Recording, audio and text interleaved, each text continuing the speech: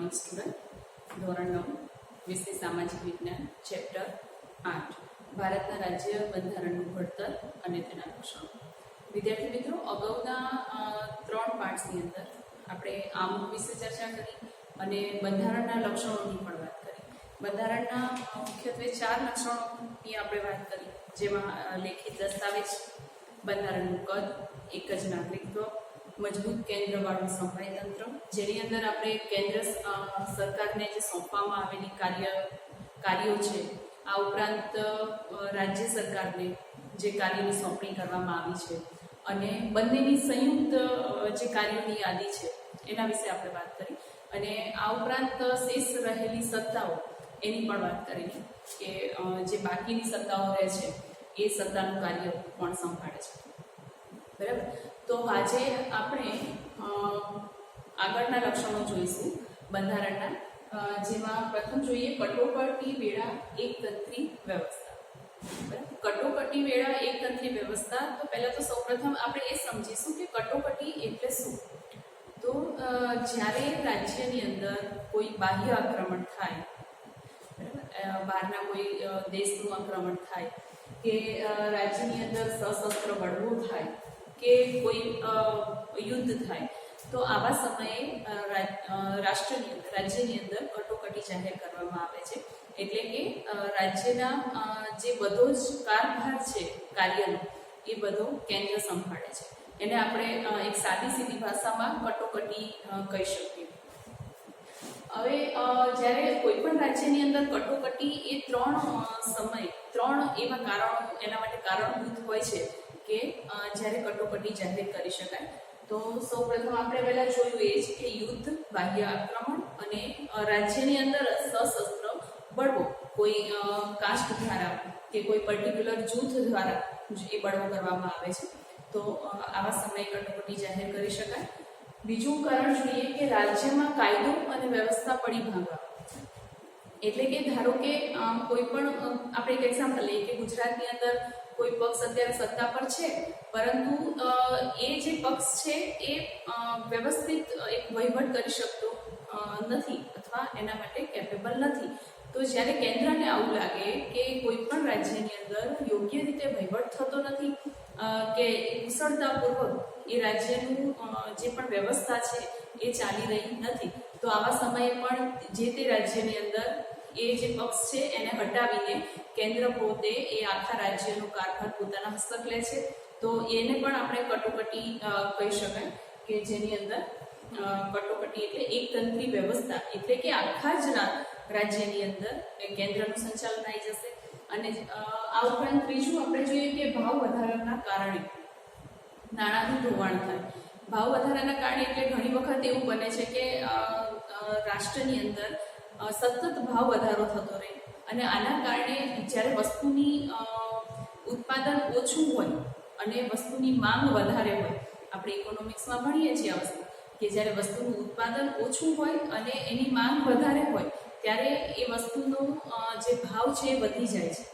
આના કારણે આવા સમયે જે લોકોની જીવન જરૂરિયાતની જે વસ્તુઓ છે એ મેળવવામાં તકલીફ પડે છે અને આથી સતત નાણાંનું ધોવાણ થતું રહે છે. અને આના કારણે પણ કટોકટી, વધારે પડતો ભાવ વધારો થઈ જાય અને લોકોને પોતાની જીવન જરૂરિયાતની વસ્તુઓ મેળવવામાં મુશ્કેલી થાય અને નાણાંનું ધોવાણ સતત થતું રહે, તો આવા સમયે પણ રાષ્ટ્રની અંદર કટોકટી જાહેર કરી શકાય છે. તો કટોકટીનો એક સિમ્પલ આપણે વ્યાખ્યા કરીએ તો આખા રાષ્ટ્રની અંદર, આખા દેશની અંદર એકતંત્રી શાસન વ્યવસ્થા, એટલે કે કેન્દ્રમાંથી જેનું સંચાલન કરવામાં આવે છે. જનરલી આપણે અહીંયા ભારતની અંદર દ્વિગૃહી શાસન પદ્ધતિ છે. જો કે આપણે આગળના પોઈન્ટની અંદર એની ચર્ચા કરી જ રહ્યા છીએ કે દ્વિગૃહી શાસન પદ્ધતિ એટલે કે આપણે સંસદ અને વિધાનસભા આવા 2 પાર્ટ્સ પાડીએ છીએ, રાજ્યસભા અને લોકસભા. તો રાજ્યની જે વ્યવસ્થા છે એનો કારભાર કોના હાથમાં હોય છે? રાજ્યના હાથમાં હોય છે. અને લોકસભા જે છે એ મુખ્ય કેન્દ્ર ગણાય, જેને આપણે સંસદ કહીએ છીએ. તો આવા 2 પ્રકારની દ્વિગૃહી શાસન વ્યવસ્થા આપણે ભારતમાં જોવા મળે છે, પરંતુ કટોકટી સમયે આખા દેશનું સંચાલન એ સંસદ દ્વારા થાય છે. એટલે કે એક તંત્રી વ્યવસ્થા જેને કહી શકાય કે બધા જ મહત્વના જે નિર્ણયો છે એ લોકસભામાંથી સંસદમાંથી લેવામાં આવે છે.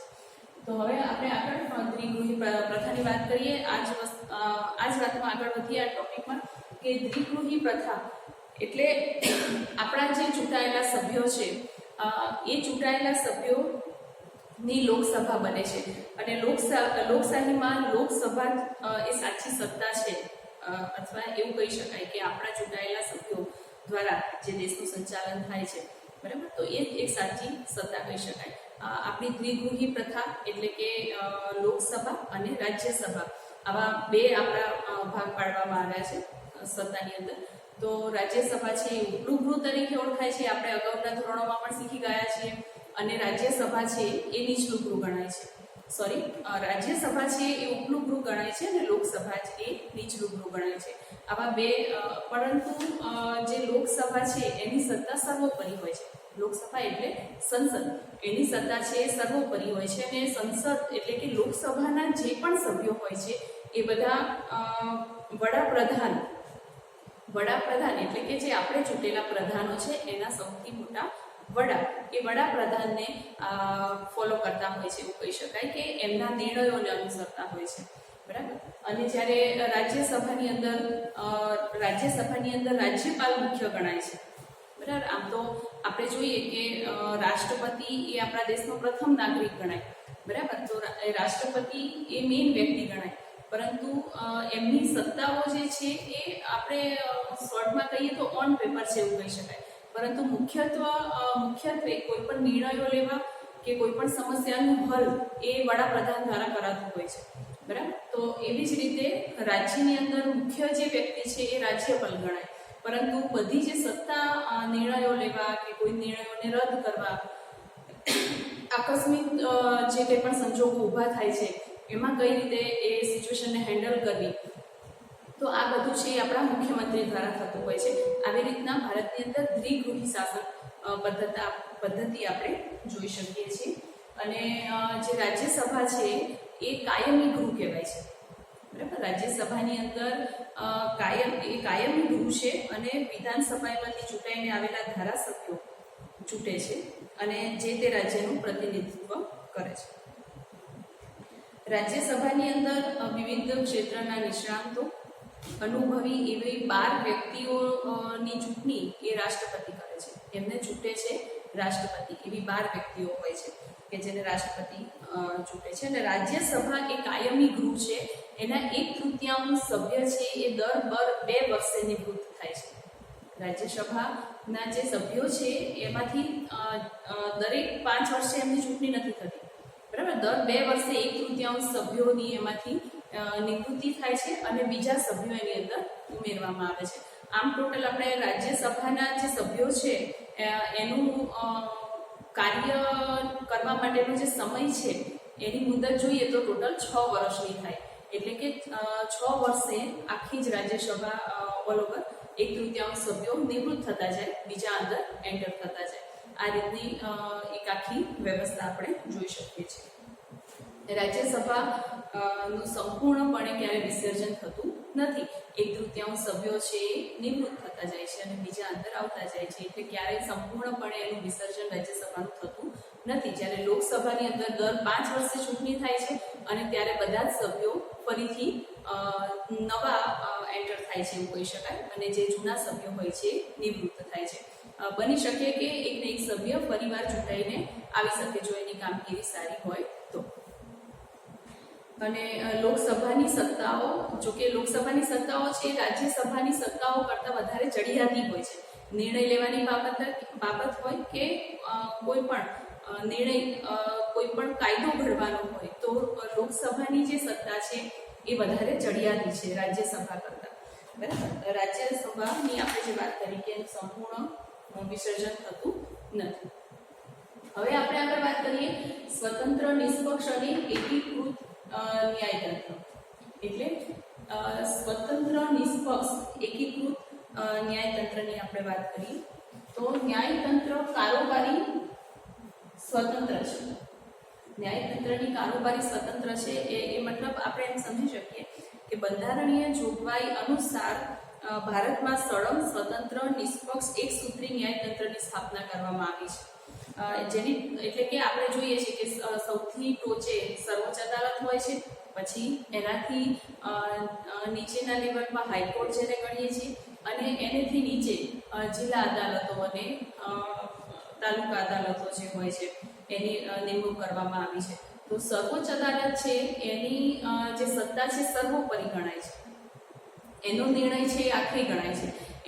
એના લીધેલા નિર્ણયમાં કોઈ પણ જાતના ફેરફાર કરી શકાતા નથી. એટલે કે જે સર્વોચ્ચ અદાલત, આપણા દેશની સર્વોચ્ચ અદાલત ક્યાં આવેલી છે? દિલ્હીમાં આવેલી છે. અને કોઈ દરેક રાજ્ય પાસે એક હાઈકોર્ટ હોય છે. તો આપણા ગુજરાતની હાઈકોર્ટ એ અમદાવાદમાં છે, બરાબર. એટલે સર્વોચ્ચ અદાલત પછીનું જે લેવલ કહી શકાય તો એ હાઈકોર્ટ હોય છે. અને એનાથી નીચે નાના મોટા જે કેસ હોય છે, ચોરી લૂંટફાટના કેસ છે, જિલ્લા અદાલતની અંદર ચાલતા હોય છે. રાજ્ય સરકાર અને સંસદ એટલે કે લોકસભાના સભ્યો જે ભેગા મળીને કોઈ પણ નિર્ણય લે છે, કોઈ પણ હુકમો બહાર પાડે છે કે કોઈ પણ કાયદો ઘડે છે, તો આ કાયદો યોગ્ય છે કે નહીં, બરાબર. એ જે હુકમ બહાર પાડેલો છે એ યોગ્ય છે કે નહીં, એની યોગ્ય છણાવટ કર્યા પછી એને મંજૂરી આપવામાં આવે છે. જ્યારે લોકસભા કે રાજ્યસભાની અંદર કોઈ પણ નિર્ણય લેવામાં આવે છે તો એ નિર્ણય યોગ્ય છે કે નહીં એ જોવાનું કામ એ સર્વોચ્ચ અદાલતનું હોય છે. અને સર્વોચ્ચ અદાલત એને મંજૂરી આપે પછી જ એ કાયદાને ઘડવામાં આવે છે અથવા એને અમલમાં મૂકવામાં આવે છે. એ સિવાય એ કાયદાને અમલમાં મૂકી શકાતો નથી. એટલે કે નાગરિકોના અધિકારોનું રક્ષણ કરે છે. બંધારણના રક્ષણ જે અદાલત છે એટલે કે એકીકૃત ન્યાયતંત્ર છે એ શું છે? તો આવું તમને ખાલી જગ્યામાં પૂછાઈ શકે કે બંધારણના રક્ષણ તરીકે કેવું કાર્ય કરી રહ્યું છે? તો બંધારણના રક્ષક તરીકે, એક વાલી તરીકે એ કામ કરી રહ્યું છે અને નાગરિકોના અધિકારોનું એ રક્ષણ કરે છે કે નાગરિકોને ક્યાંય અન્યાય કોઈ પણ હિસાબે થાય નહીં, ચાહે એ કાયદો રાજ્યસભાએ ઘડેલો હોય કે ચાહે એ કાયદો લોકસભાએ ઘડેલો હોય. એ જોવાનું કાર્ય કરે છે કે આ જે નિર્ણય લેવાયો છે, આ કાયદો બનાવ્યો છે, એ નાગરિકો માટે યથાયોગ્ય છે કે નહીં. અને હા, જો એને યોગ્ય લાગે તો જ એ કાયદાને ઘડવા માટેની મંજૂરી અપાય છે અથવા એને અમલમાં મૂકવા માટેની મંજૂરી આપવામાં આવે છે, નહીતર એ કાયદો છે એ નામંજૂર થાય છે. એટલે ટૂંકમાં એવું કહી શકાય કે આપણે ભારતનું જે ન્યાયતંત્ર છે, બંધારણે ન્યાયતંત્રને જે કંઈ પણ સત્તા આપી છે એ નાગરિકોના અધિકારોનું રક્ષણ કરવા માટેની છે એવું આપણે કહી શકીએ. નાગરિકોના અધિકારોનું રક્ષણ કરે છે આપણું ન્યાયતંત્ર. જે સ્વતંત્ર છે એ કોઈ પણ દબાણ હેઠળ નથી કે કોઈ મોટી સત્તા પર પોલિટિક્સમાં કોઈ વ્યક્તિ છે તો એ આપણું જે ન્યાયતંત્ર સર્વોચ્ચ અદાલત એ કોઈ નિર્ણય લેતા સંકોચે કે કોઈ સેલિબ્રિટી છે એવું નથી. પણ આપણું ન્યાયતંત્ર કેવું છે? સ્વતંત્ર છે. કોઈ એક વ્યક્તિ કે એક હોદ્દાને ધ્યાનમાં રાખીને પક્ષમાં કરીને કોઈ ન્યાય લેતા નથી, બરાબર. એ કેવું છે? નિષ્પક્ષ છે અને એકીકૃત ન્યાયતંત્ર છે. તો એ કોઈ પણ જે લોકશાહી દેશ હોય એના બંધારણનું આ મુખ્ય લક્ષણ ગણી શકાય. પછી મુદ્દો જોઈએ બંધારણમાં સુધારો. એટલે કે બંધારણની અંદર જ્યારે બંધારણ ઘડવામાં આવ્યું હશે આજથી 72 વર્ષ પહેલા, તો એ સમય કંઈક અલગ હતો. એ વખતે જે આપણા દેશના નાગરિકો હતા એમની જરૂરિયાતો કંઈક અલગ હતી, એમની સમસ્યાઓ કંઈ અલગ હતી, બરાબર. એટલા માટે એ સમયને ધ્યાનમાં રાખીને જે કંઈ પણ નિયમો ઘડવામાં આવ્યા હોય એ સમયને ધ્યાનમાં રાખીને ઘડવામાં આવ્યા હતા. પરંતુ અમુક સમય જતાં એની અંદર કંઈક ફેરફારો કરવા જરૂરી બને છે. એવું જરૂરી નથી કે આજથી 70 કે 72 વર્ષ પહેલા જે નિયમો ઘડવામાં આવ્યા હોય એ આજની પરિસ્થિતિને પણ અનુકૂળ હોય, બરાબર. તો એટલા માટે એ જ બંધારણની અંદર અમુક સમયે ફેરફાર કરવાની જરૂરિયાત ઊભી થાય છે. તો આપણે આપણા બંધારણને એક લચીલું રાખ્યું છે. લચીલું એટલે કે એવું કહી શકાય કે એની અંદર સમય જતાં અથવા જરૂરિયાત પડતા એની અંદર ફેરફારો કરી શકાય છે. આવું એક બંધારણ છે આપણું. તો બંધારણની અંદર સુધારા કરવા જ્યારે જરૂરી બને તો કઈ રીતે કરી શકાય? બંધારણની અંદર સુધારા કરવા માટે 3 પ્રોસેસ અલગ અલગ રીતની જોઈ શકાય કે સંસદમાં હાજર સભ્યોના મત આપતા સભ્યોની સાદી બહુમતી. હવે કેવું બંધારણની અંદર કેવા પ્રકારનો સુધારો કરવાનો છે એની ઉપર આ ડિપેન્ડ રહેલું છે કે આ 3 પદ્ધતિમાંથી કઈ પદ્ધતિ એને અનુકૂળ આવે. જેમ કે પહેલી પદ્ધતિમાં વાત કરીએ કે સંસદની અંદર જેટલા હાજર સભ્યો છે એમની બહુમતી જે બાજુ હોય, જે નિર્ણય તરફ હોય એવો નિર્ણય લઈ શકાય. બરાબર, એટલે કે બહુમતી એ જરૂરી બને છે.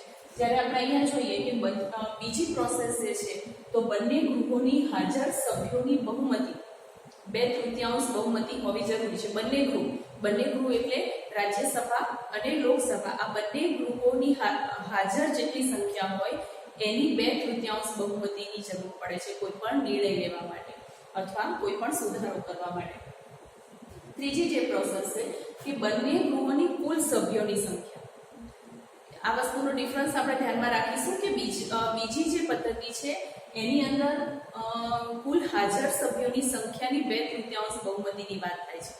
જ્યારે ત્રીજી જે પદ્ધતિ છે એની અંદર બંને ગૃહોની કુલ સભ્ય સંખ્યા, બંને ગૃહોમાં ચાહે કોઈ ગેરહાજર હોય તો પણ એ બંને ગૃહોની કુલ સભ્ય સંખ્યાની 2/3 બહુમતી જરૂરી હોય છે અને તો જ અડધા કરતાં વધુ ઘટક રાજ્યોની વિધાનસભાની ગૃહોની મંજૂરી, આ બંને વસ્તુ જરૂરી હોય છે કે આખા દેશમાં જેટલા રાજ્યો છે એ રાજ્યના વિધાનસભાના ગૃહોના જે સભ્યો છે એમની બહુમતી પણ હોવી જરૂરી છે.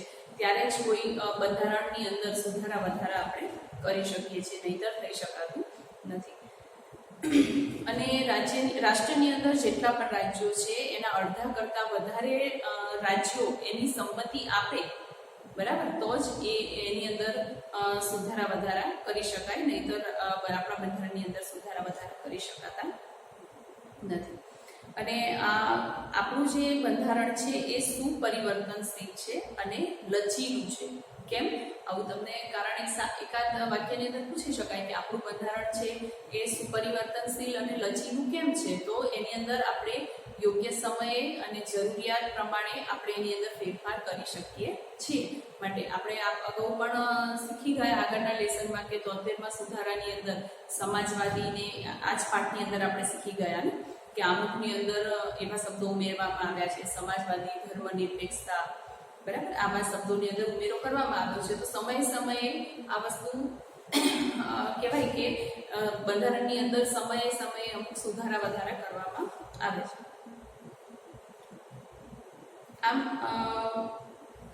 રાજ્યોના અનુમોદન વગર સુધારો શક્ય ન હોવાથી, એટલે ભલે સંસદ એ લોકસભા એ મેઇન ગણી શકાય, સર્વોપરી સત્તા ગણી શકાય, પરંતુ રાજ્યની પરવાનગી વગર, એની બહુમતી વગર લોકસભાના સભ્યો છે એ કોઈ એકલા હાથે નિર્ણય લઈ શકતા નથી.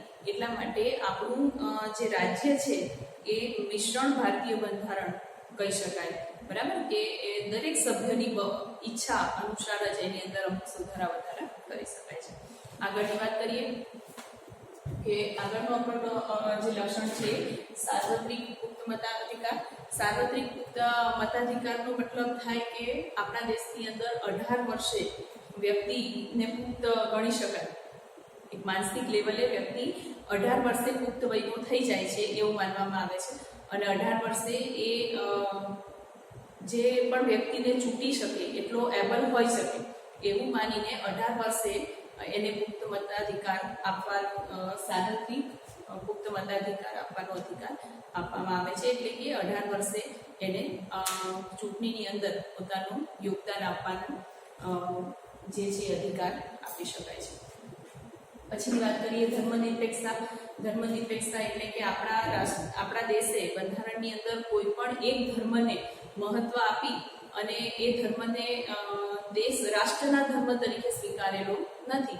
આપણા દેશની અંદર આપણને ખબર છે કે ઘણી બધી અલગ અલગ પ્રકારની જાતિઓ વસે છે અને એ દરેક જાતિના લોકો, દરેક નાગરિકો પોતાની રીતે પોતે ઈચ્છે એવો ધર્મ એ પાળી શકે છે, બરાબર. એમાં ક્યાંય રાષ્ટ્ર કે લોકસભા કે રાજ્યસભા ક્યાંય એનો હસ્તક્ષેપ કરી શકતી નથી. એટલે આપણું જે બંધારણ છે એની અંદર ધર્મનિરપેક્ષતા એક આગવું લક્ષણ આપણે ગણી શકીએ.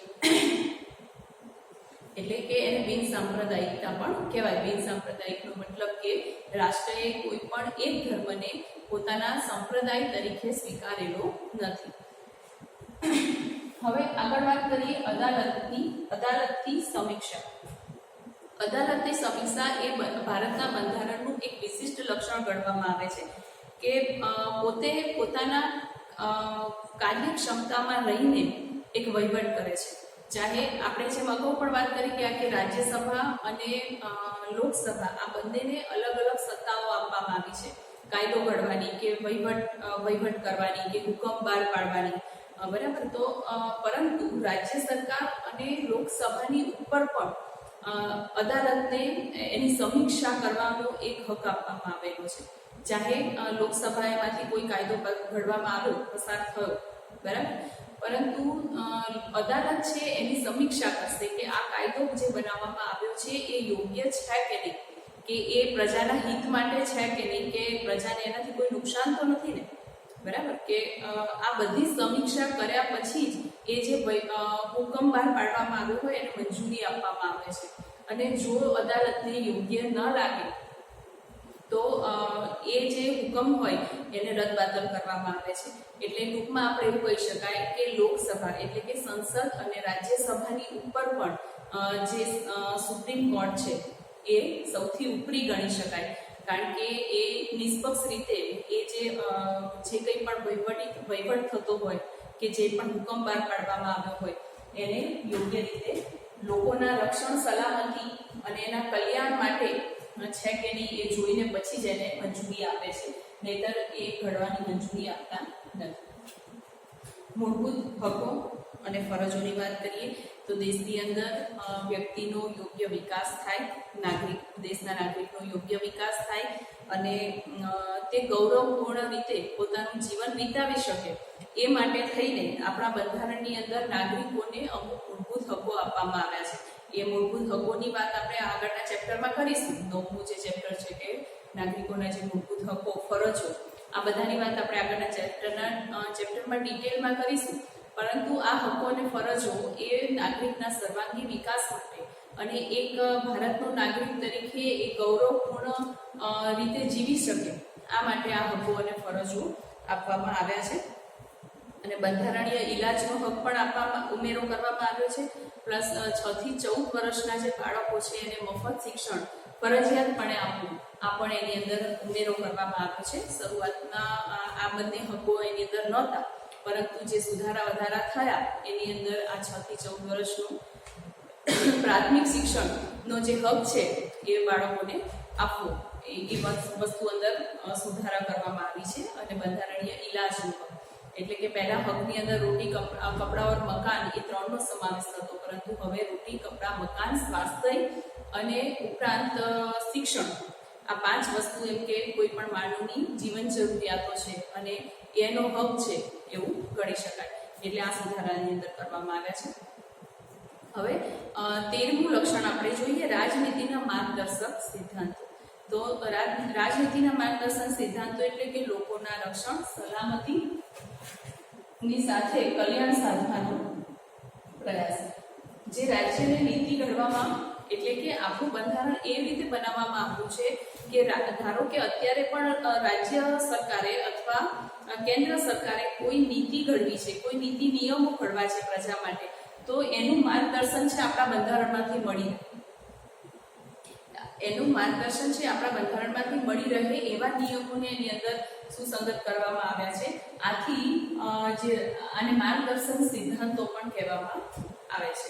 એટલે કે એની અંદરથી આજની તારીખમાં પણ આટલા વર્ષો પછી પણ એક માર્ગદર્શન, એક ગાઈડન્સ આપણને એમાંથી મળી રહે છે સરકારને. એટલા માટે તેને માર્ગદર્શન સિદ્ધાંતો કયા છે. આ એક માર્ક્સની અંદર પ્રશ્ન પૂછાઈ શકે કે રાજ્ય શાસનમાં રાજનીતિના માર્ગદર્શન સિદ્ધાંતો માર્ગદર્શન આપે છે, બરાબર. શાસન કરવામાં પણ નીતિ નિયમો ઘડવા એટલા જ પૂરતા નહીં, પરંતુ શાસન કઈ રીતે કરવું લોકોના હિતમાં એના માટે પણ એક સતત માર્ગદર્શન આપી રહે છે આજે આપણા નીતિ નિયમો છે. એટલા માટે એને રાજનૈતિક માર્ગદર્શન સિદ્ધાંતો કયા છે. હવે છેલ્લું જોઈએ, પછાત વર્ગો અને આદિજાતિઓ માટેની જોગવાઈ. આપણા બંધારણની અંદર અમુક એ વખતે જે પછાત જાતિ હતી એનો વિકાસ કરવા માટે, એ જાતિઓને આગળ લાવવા માટે અમુક પર્ટિક્યુલર જોગવાઈ કરવામાં આવી છે. તમે જુઓ, શિક્ષણમાં હોય કે કોઈ નોકરી માટે તમે અપ્લાય કરો, અથવા કહેવાય કે વિદ્યાર્થીઓ માટે હોય, તો એમાં અમુક જાતિઓ માટે ખાસ કરીને જોગવાઈ કરવામાં આવી છે. જેમ કે અમુક જ્ઞાતિઓ માટે ફી રદ કરવી, અથવા સ્કોલરશીપ મૂકવી, અનામત બેઠકો રાખવી, એડમિશનમાં પણ અનામત અમુક જગ્યાઓ રાખવી, કે તમે શિક્ષણમાં પણ એડમિશન લેવા જાઓ, કોઈ પણ જેમ કે ઇજનેરી લાઈન છે કે ડૉક્ટરી લાઈન છે, તો એની અંદર તમે જોઈ શકો છો કે અમુક અલગ સીટો રાખવામાં આવી છે અમુક જાતિઓ માટે, અને એમને સગવડો આપવામાં આવે છે, બરાબર, શિષ્યવૃત્તિ ને ફી માફી જેવી સગવડો પણ આપવામાં આવે છે. તો આ છે એક હકારાત્મક ભેદભાવ કહી શકાય. કારણ કે જ્યારે આપણને આઝાદી મળી ત્યારે એ સમયની અંદર અમુક જ્ઞાતિઓ ભારતમાં એવી હતી કે જે સંપૂર્ણપણે બિલકુલ એમનો વિકાસ નહોતો, બિલકુલ અવિકસિત હતી, અને એમના વિકાસ કરવા માટે થઈને એ જ્ઞાતિ આગળ આવે શૈક્ષણિક રીતે, અને ઉચ્ચ હોદ્દા પર એ વ્યક્તિઓ આવે, એ માટે આ બધી જોગવાઈઓ કરવામાં આવી હતી. આને હકારાત્મક ભેદભાવ આપણે કહી શકીએ, અને રક્ષણાત્મક ભેદભાવ પણ કહી શકીએ. આપણે એમ કહીએ કે ભાઈ ભારતીય બંધારણે બધાને સમાનતા આપે છે, સમાનતાનો હક છે, પરંતુ આને આપણે હકારાત્મક ભેદભાવ તરીકે જોઈ શકીએ કે એમનો યોગ્ય વિકાસ થાય એટલા માટે. આ લેસન આપણે અહીંયા પૂરો કરીએ છીએ, અને અગાઉના જે લેસન છે એની અંદર આપણે નાગરિકોના મૂળભૂત હકોની વાત કરીશું. તો અહીંયા આગળ આ લેસન, આ જે 14 મુખ્ય લક્ષણો છે આપણા બંધારણના, એ યાદ રાખવા જરૂરી છે. પરીક્ષાલક્ષી પણ છે અને આપણા સામાન્ય જ્ઞાન માટે પણ જરૂરી છે. Okay, thank you.